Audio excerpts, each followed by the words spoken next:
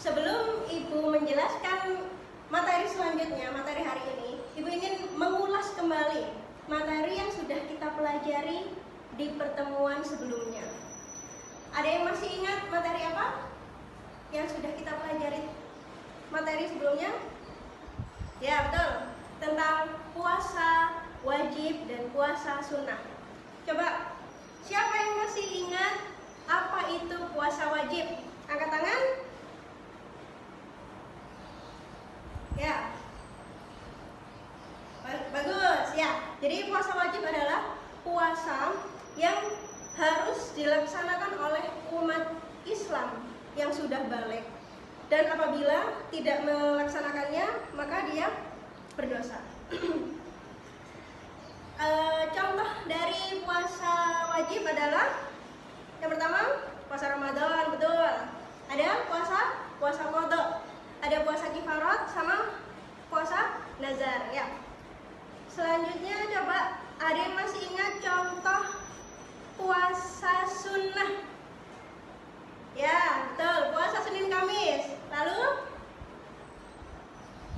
puasa Daud, betul. Ya, bagus. Alhamdulillah, masih ingat semuanya. Bagus. Ya. Hari ini kita akan mempelajari tentang makanan halal dan minuman yang halal berdasarkan Al-Quran dan hadis. Jenis-jenisnya, manfaat dan akibat dari memakan makanan halal dan akibat dari memakan makanan dan minuman yang haram. Nah, anak-anak, ada yang tahu ini gambar apa? Ya? Enak sekali kan? Ikan bakar, ada sambelnya, lalapan, ya nikmat, lapar ya. Nah, ini adalah contoh dari makanan halal. Ya. Itu. Apa itu makanan halal? Makanan halal adalah makanan yang boleh dimakan menurut ketentuan syariat Islam. Poin utama, syariat Islam. Jadi nggak sekedar makan ya. Bagi seorang muslim, makanan yang dimakan harus memenuhi dua syarat. Yang pertama, halal, yaitu dibolehkan berdasarkan ketentuan syariat Islam. Dan yang kedua, thayyib, artinya baik, mengandung nutrisi, bergizi, serta menyehatkan gitu. Hal ini sesuai dalam Al-Quran surat Al-Maidah ayat 88 yang artinya, dan makanlah dari apa yang telah diberikan Allah kepadamu sebagai rezeki yang halal lagi baik, dan bertakwalah kepada Allah yang kamu beriman kepadanya. Adapun kriteria makanan dan minuman yang halal, yang pertama, halal dari segi wujud zatnya makanan itu sendiri, yaitu tidak termasuk makanan yang diharamkan oleh Allah.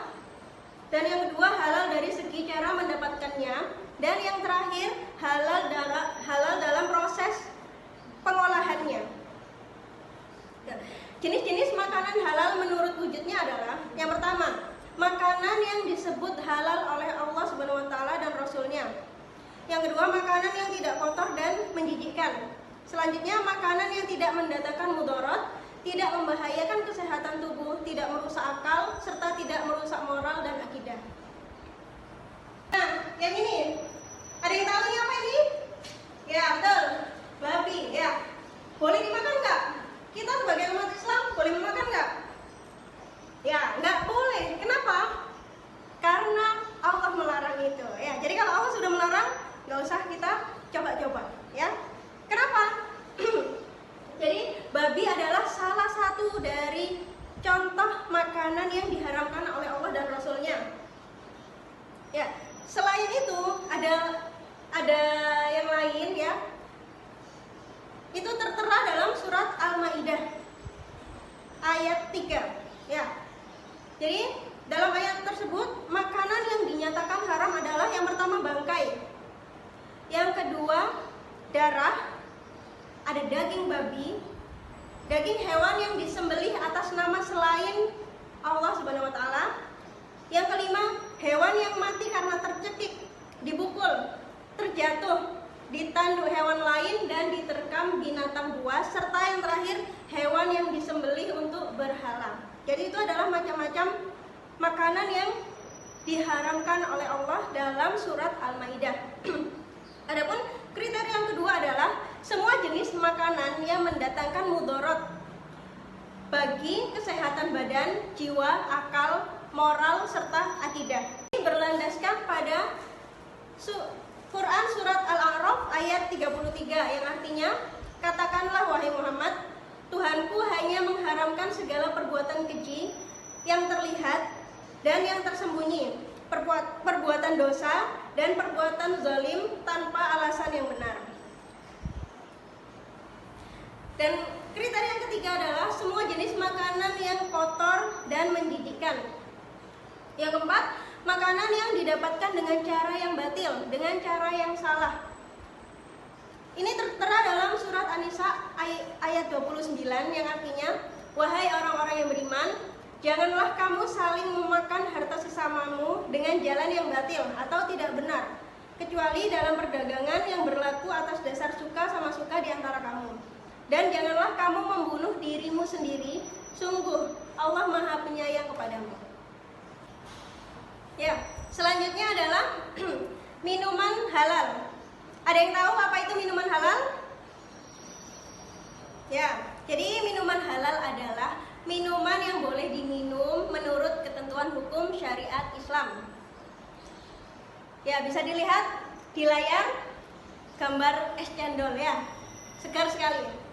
Jadi pada dasarnya semua jenis minuman yang ada di bumi ini halal hukumnya, kecuali ada dalil Al-Quran atau hadis yang menyatakan keharamannya.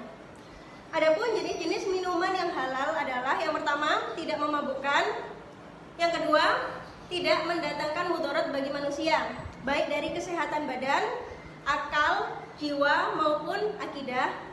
Ketiga, tidak najis. Dan yang terakhir, didapatkan dengan cara yang halal. Ya, coba yang di belakang dua-duanya yang betul. Ya. Selanjutnya, minuman yang haram. Jenis-jenisnya yang pertama adalah minuman yang memabukkan. Ani bin Umar qala Rasulullah sallallahu alaihi wasallam kullu muskirin khamrun wa kullu muskirin haramun. Rawahu Abu Dawud. Artinya dari Ibnu Umar ia berkata, Rasulullah sallallahu alaihi wasallam bersabda, setiap sesuatu yang memabukkan adalah khamr dan setiap yang memabukkan adalah haram. Hadis riwayat Abu Dawud. Yang kedua, minuman yang berasal dari benda najis atau benda yang terkena najis. Misalnya minuman yang berasal dari air kencing kucing, misalnya ya. Terus yang ketiga, minuman yang didapatkan dengan cara yang batil. Misalnya minuman yang didapatkan dengan cara merampok, seperti air putih. Air putih halal, tapi kalau caranya dia mencuri dari koperasi, itu jadi haram untuk diminum. Ya. Dan yang terakhir, manfaat mengkonsumsi makanan dan minuman yang halal, serta akibat buruk dari makan makanan dan minuman yang haram. Manfaatnya adalah, yang pertama kita mendapatkan ridho dari Allah karena telah menaati perintah-perintahnya dalam memilih jenis makanan dan minuman yang halal. Yang kedua, memiliki akhlakul karimah karena setiap makanan dan minuman yang dikonsumsi akan berubah menjadi tenaga yang digunakan untuk beraktivitas dan beribadah. Dan yang terakhir, terjaga kesehatannya karena setiap makanan yang dikonsumsi bergizi dan baik bagi kesehatan badan. Alhamdulillah, sekarang kalian tentunya semakin tahu bukan bahwa Allah Subhanahu wa Ta'ala memberikan aturan mengenai suatu makanan atau minuman itu halal atau haram adalah untuk kebaikan, kesejahteraan, dan kesehatan kita semua. Hal ini merupakan salah satu bentuk kasih sayang Allah kepada hambanya. Ya. Nah, sekarang Ibu Guru mau nanya nih. Kalian bisa jawab setuju, biasa saja, atau tidak setuju, ya.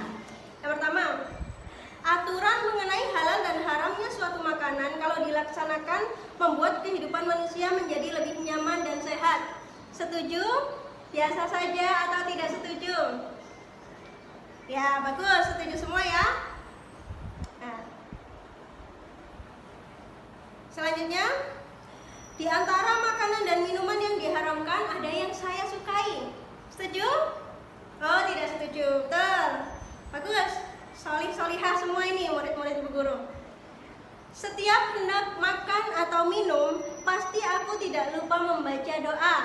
Demikian juga setelahnya, aku juga tidak lupa memanjatkan doa syukur. Setuju? Ya. Insyaallah, tepuk tangan. Nah, setelah kita mempelajari materi makanan halal dan minuman halal serta makanan dan minuman haram, Ibu ingin bertanya kepada Nindim, ya. Coba jelaskan lagi tentang makanan halal. Apa itu makanan halal? Tidak boleh lihat-lihat temennya. Ayo diingat-ingat. Ya, sesuai syariat Islam. Ya, jadi makanan yang boleh dimakan sesuai ketentuan hukum Islam. Ya, betul. Terus makanan yang haram, sebaliknya. Betul sekali ya, pinter. Jenisnya, jenis minuman yang halal 2 aja. Ya, coba Adiba 2 aja. Tidak memabukkan, tidak najis. Ya, pintar. Ya, Ibu Guru rasa sudah paham semua ya? Ya, alhamdulillah. Materinya gampang, tapi harus kita praktekkan selalu dalam kehidupan sehari-hari kita. Ya, baik, kalau sudah paham semua, Ibu mohon jangan lupa untuk mengerjakan tugas pada halaman 225 sampai dengan 227. Pekan depan akan Ibu koreksi ya. Dan untuk tugas hari ini, anak-anak harus merangkum materi yang sudah kita pelajari hari ini tentang makanan dan minuman halal dan haram di kertas ya. Nanti dikumpulkan ke ketua kelas nyerahin ke Ibu ya. Dan untuk pekan depan, pertemuan selanjutnya kita akan mempelajari tentang pertumbuhan ilmu pengetahuan pada masa Abbasiyah ya. Ini seru sekali tentang sejarah masa Abbasiyah ya. Ya, jadi jangan lupa dibaca di rumah biar kuis-kuis selanjutnya bisa dapat poin, oke?